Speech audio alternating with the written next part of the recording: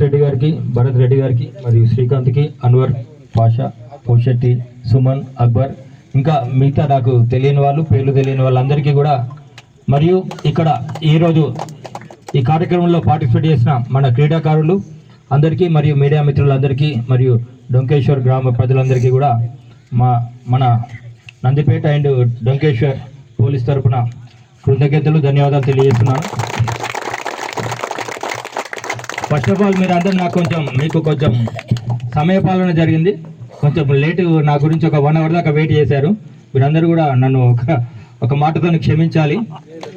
వాస్తవంగా నిన్ననే నాకు మన భూమేష్ రెడ్డి గారు, భరత్ రెడ్డి గారు, మన సుమన్ కూడా నిన్ననే ఈరోజు మన డొంకేశ్వర్ గ్రామంలో 3 మండలాలతో కలిపి మంచి వాలీబాల్ టోర్నమెంట్ కండక్ట్ చేస్తున్నాం సార్, మీరు ఖచ్చితంగా రావాలి అంటే, వాస్తవంగా నిన్ననే ఈవినింగ్ వస్తానని మాట కూడా ఇచ్చాను.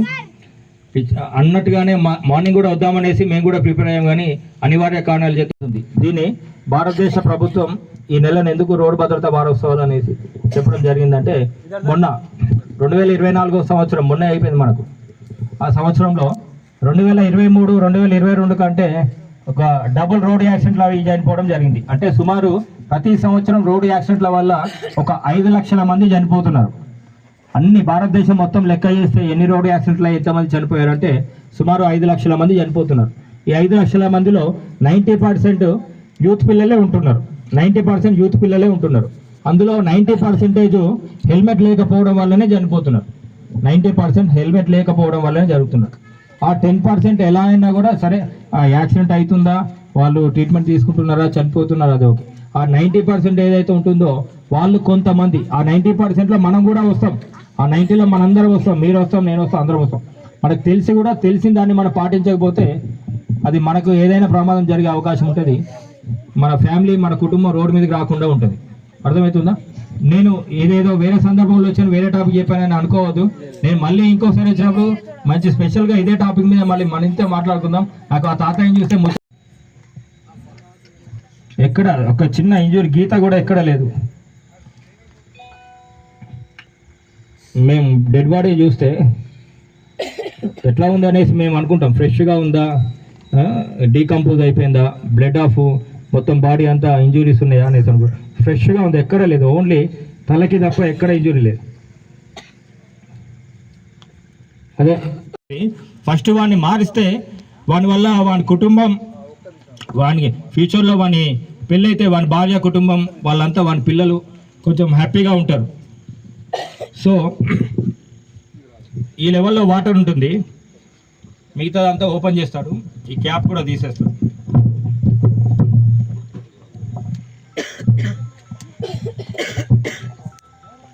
సో ఇక్కడ చిన్నగా హోల్ చేస్తాడు, వాటర్ ఇంతే ఉంటుంది. ఇక్కడ చిన్నగా హోల్ చేసి మన ప్లాస్టిక్ పెన్ క్యాప్స్ ఉంటాయి కదా, పెన్ క్యాప్లో అటు ఇటు ఓపెన్ ఉంటుంది. ఇందులో గాంజా పౌడర్ నింపేసి, గాంజా పౌడర్ అంటే మన బీడీ పౌడర్ లానే ఉంటుంది, మన బీడీ తంబాకు పౌడర్ లానే ఉంటుంది. దాన్ని ఇందులో నింపేసి దీనికి హోల్ చేసి ఇక్కడ పెట్టేసి దీని ద్వారా ఇలా పీలుస్తూ ఉంటారు. జస్ట్ మన హుక్కా టైప్లో మత్తుగా పొగ వస్తుంది. ఆ పొగ అంతా లోపలికి వెళ్ళి దాంతోనే మత్తులో ఉంటాడు. ఆ మత్తులో వాడికి ఏం తెలియదు. గాంజా తాగినవన్నీ మాకు ఏదైనా సందర్భంలో కలిస్తే, ఏదైనా కేసులో దొరికితే వాడిని పోలీస్ స్టేషన్ తీసుకుపోయి వాడిని ఇంట్రాగేషన్ చేసినా, కొట్టినా కూడా వాడికి ఆ స్పర్శలో తెలీదు. ఆ నోట్లోనే వాటర్ ఉంచుతారు. తెలుసు కొంతమందికి. అంటే ఇది నేను మీకు ఎందుకు చెప్తున్నా అంటే, పని లేక కాదు, ఇలాంటిది ఎప్పుడైనా మీకు ఎదురైనప్పుడు, తారాసపడినప్పుడు మాలాంటి పోలీసు వాళ్ళకి కంప్లైంట్ ఇస్తే మేము వాళ్ళని మార్చేప్పుడు ఫస్ట్ వాడిని మారిస్తే వాని వల్ల వాని కుటుంబం, వానికి ఫ్యూచర్లో వాని పెళ్ళైతే వాని భార్య, కుటుంబం వాళ్ళంతా, వాని పిల్లలు కొంచెం హ్యాపీగా ఉంటారు. సో ఈ లెవెల్లో వాటర్ ఉంటుంది, మిగతాదంతా ఓపెన్ చేస్తాడు, ఈ క్యాప్ కూడా తీసేస్తాడు.